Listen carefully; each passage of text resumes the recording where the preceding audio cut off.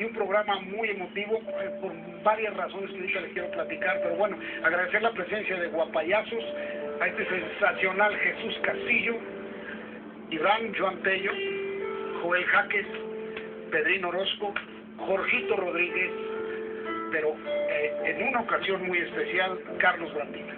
Oh, gracias. Carlitos Brambila, tú sabes lo mucho que te quiero, lo mucho que he seguido, ahora sí que muy de cerca tu carrera, y en este programa siempre hay la costumbre de hacer un escrito a nuestros invitados.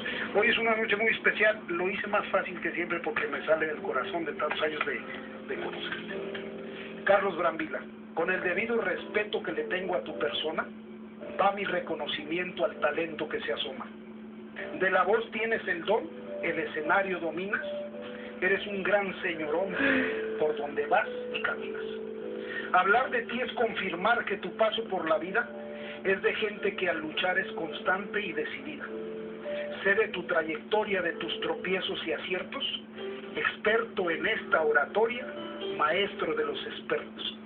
Pero hablar de tu amistad, de los momentos unidos, siempre admiré tu lealtad de aquellos tiempos vividos.